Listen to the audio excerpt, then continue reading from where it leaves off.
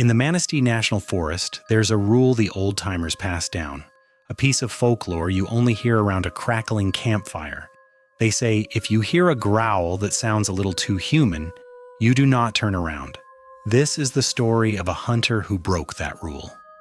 With 20 years of experience in those woods, he thought he knew every sound they could make. He was wrong. On a cold October evening in 2017, while tracking the biggest buck he'd ever seen, he learned the hard way that some stories aren't just stories. The air that afternoon was sharp, smelling of pine and damp earth, the kind of cold that promises a hard frost by morning. Perfect hunting weather. This hunter had been tracking a monster buck for 3 seasons. It was a ghost of the forest, more legend than deer to the other guys at the local diner.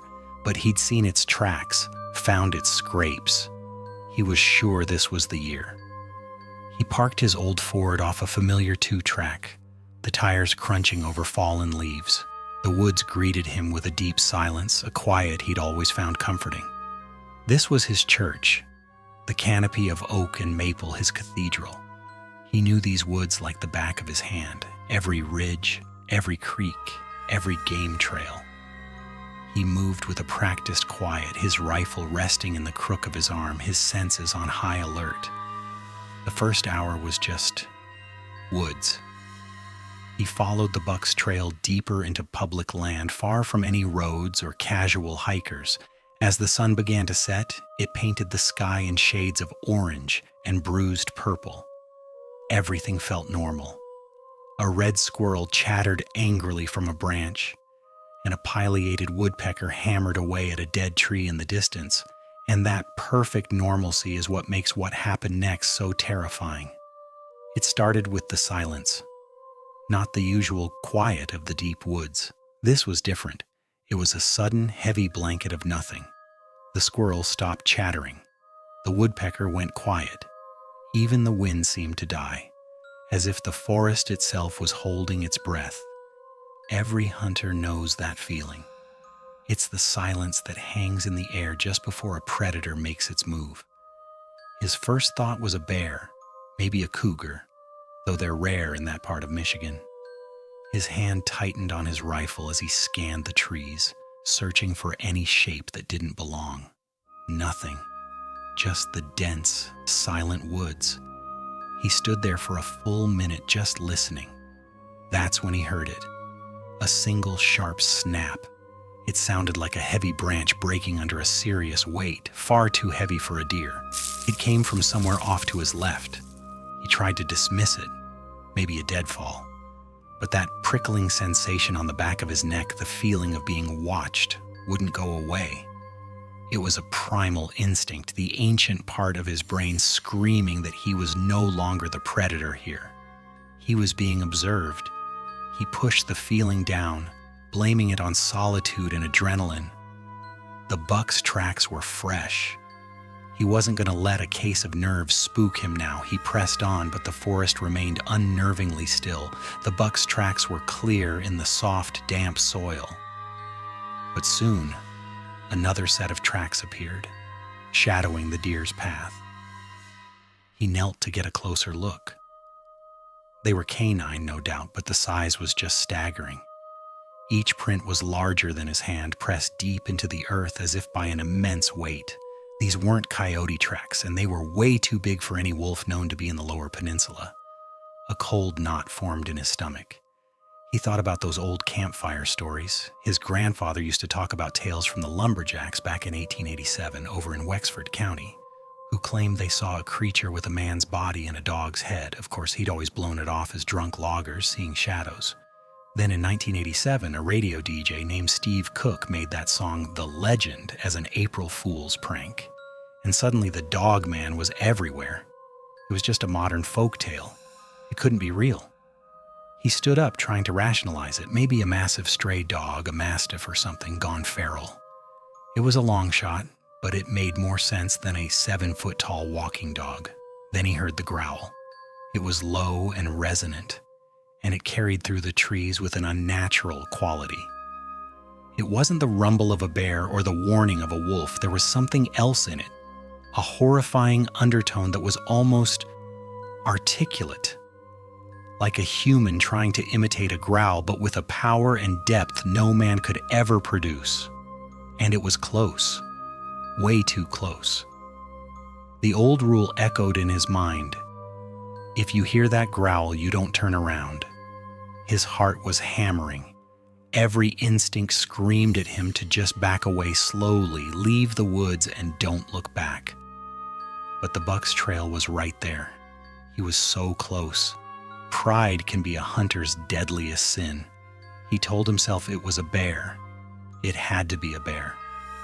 He raised his rifle, thumb on the safety, and kept moving, his steps now a lot more careful. He found the buck about 50 yards later, or what was left of him. The sight turned the cold knot in his stomach to pure ice. The massive deer, the trophy of a lifetime, was torn to pieces. This wasn't the work of coyotes. It wasn't a bear kill, which would have been messy, but not like this. This was an act of explosive, almost surgical violence. As he stood there frozen, his mind scrambling to make sense of the carnage, he heard the growl again. This time, it was directly behind him. So close he could feel the vibration in his bones. It was a low, guttural rumble that ended with a wet, clicking sound, the sound of a predator that knows it has you cornered. Absolute, paralyzing terror seized him. The sun was gone, and the woods were sinking into a gloomy twilight. The old rule was screaming in his head now, a frantic, desperate command. Don't turn around, don't look, just get out. His hands were slick with sweat on the rifle. He could hear it breathing behind him, low, ragged huffs. He could smell it, a thick, musky odor of wet fur, decay, and something metallic and wrong. For a moment that stretched on forever, he stood his ground, his back to the thing in the shadows. He thought about his truck a mile away. He thought about his family, and then his own foolish pride, his need to see, to know. It took over. He broke the rule. He spun around, bringing the rifle to his shoulder in one fluid motion. His finger found the trigger, and his world just stopped. It was real. The stories, the legends, all of it. And the reality was 1,000 times worse. Standing not 20 feet away, partly hidden by an old oak, was a creature that shouldn't exist. It stood on two powerful canine legs bent like a dog's, ending in massive paws with thick, dark claws. It was tall, easily 7 feet, with the broad, muscular torso of a man, all covered in coarse, dark fur. But the head was pure nightmare fuel. It was the head of a monstrous wolf, long-snouted and filled with yellowed fangs. And the eyes, they weren't animal eyes, they were intelligent, and they glowed with a sickening, dull, amber light all their own. They stared at each other. Then it took a step forward, and the motion was unnervingly fluid, a blend of human and animal that was just fundamentally wrong. It opened its mouth, and a sound came out that shattered his last ounce of courage. It wasn't a growl. It was a howl that sounded exactly like a human scream. He didn't aim. He doesn't even remember deciding to shoot. His body just reacted. The rifle bucked against his shoulder, the shot deafening in the silence. He had no idea if he hit it. He didn't wait to find out. The second the shot rang out, he turned and ran. He ran, fueled by pure terror. Branches whipped his face and thorns tore at his clothes, but he felt nothing. Behind him, he could hear it coming. The sound of its pursuit was the most terrifying thing imaginable. Not a man running, not an animal, but a rhythmic crashing through the undergrowth. A two-legged gait of impossible speed and power. It was keeping pace with him. He didn't dare look back. He knew if he saw it again, he'd just collapse. He burst through a thicket onto the two-track he'd walked in on, now just a gray ribbon in the dark. His lungs burned, his legs screamed, but the sound of the thing behind him spurred him on. The dark shape of his truck appeared through the trees, and a fragile surge of hope shot through him. He fumbled for his keys. his fingers clumsy and shaking. The crashing in the woods grew louder, closer. He wrenched the door open and threw himself inside. As he slammed the door and jammed the key into the ignition, a heavy, sickening thud hit the driver's side, rocking the whole truck. The engine roared to life. He threw it in drive and stomped on the gas, tires spinning in the dirt before catching. He didn't look in the rearview mirror. He couldn't. He just drove, foot to the floor, not slowing down until the gravel turned to pavement, and he saw the comforting glow of streetlights. If this story makes you think twice about what's lurking in the shadows, do us a favor and hit that like button. And if you haven't already, consider subscribing for more accounts of the strange and unexplained. The hunter who tells this story, he never went back to that part of the Manistee Forest. He sold his rifle and all his gear the next week. He told his wife he'd just lost the passion for it. How could he explain that the woods now terrified him? That he knew what it felt like to be prey? The local folklore claims the Dogman appears in a cycle, in years ending with a 7. The first lumberjack sightings were said to be in 1887. This encounter was in 2017. That's the part of the legend that haunts him, that pattern. He can't explain what he saw that day, but it wasn't a bear, and it wasn't a dog. It was intelligent, it was ancient, and it was real to him. I always thought our family cabin up in Michigan was the safest place on earth. I was wrong. I was so wrong. It wasn't safe at all.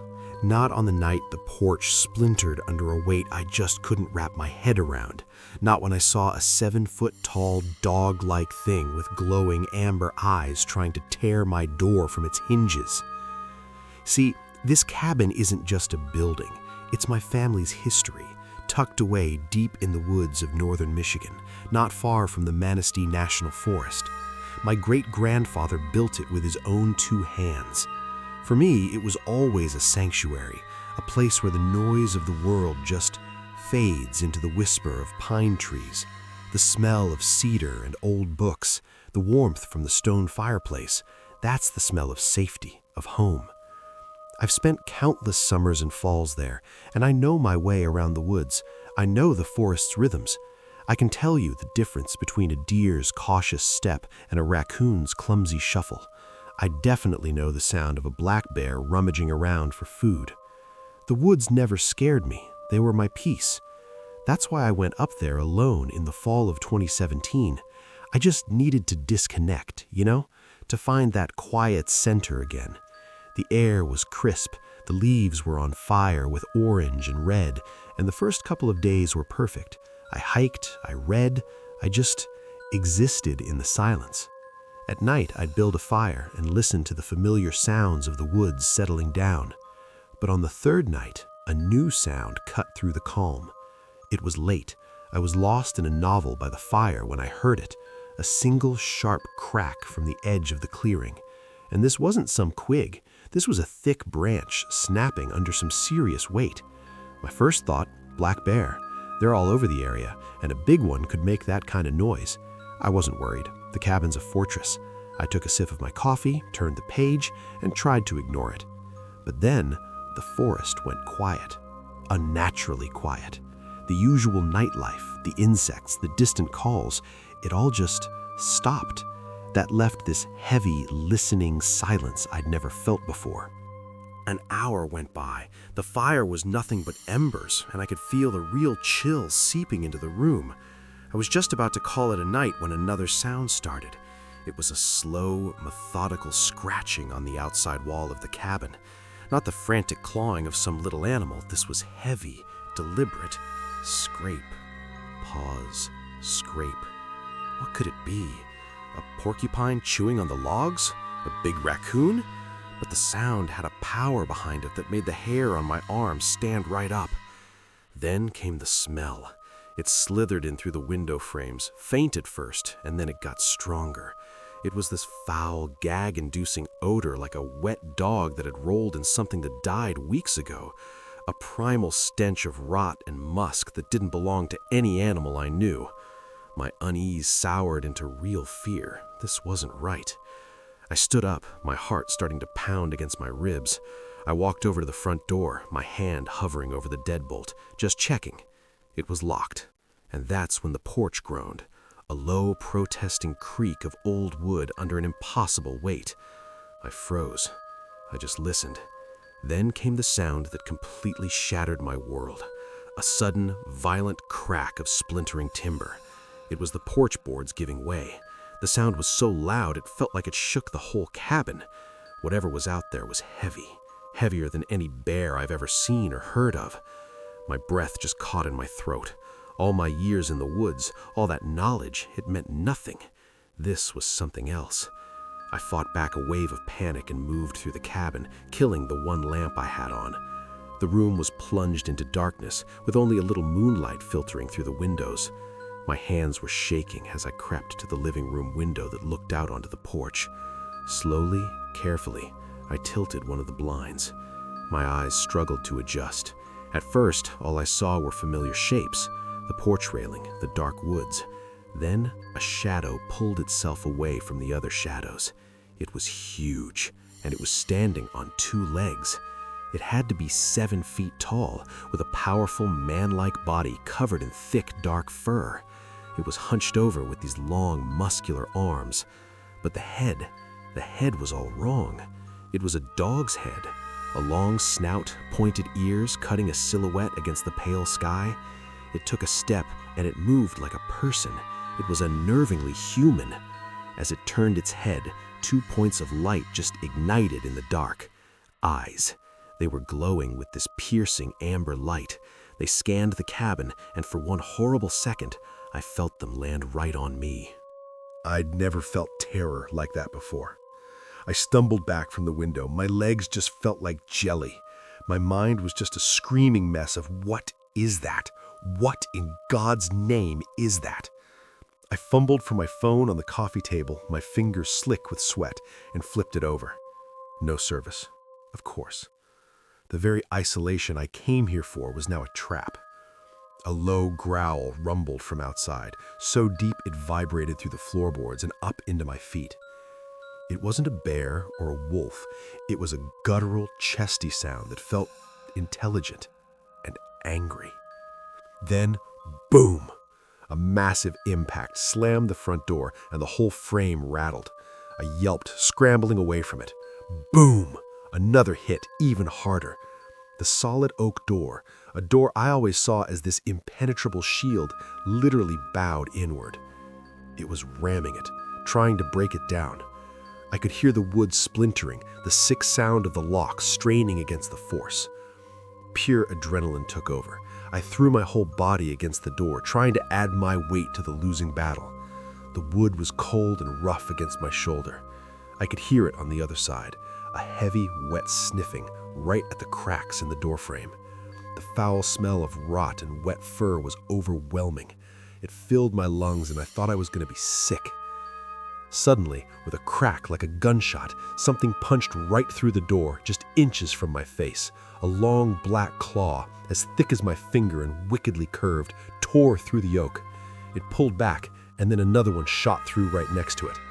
I threw myself backward and landed hard on the floor, scrambling away from the door in absolute horror.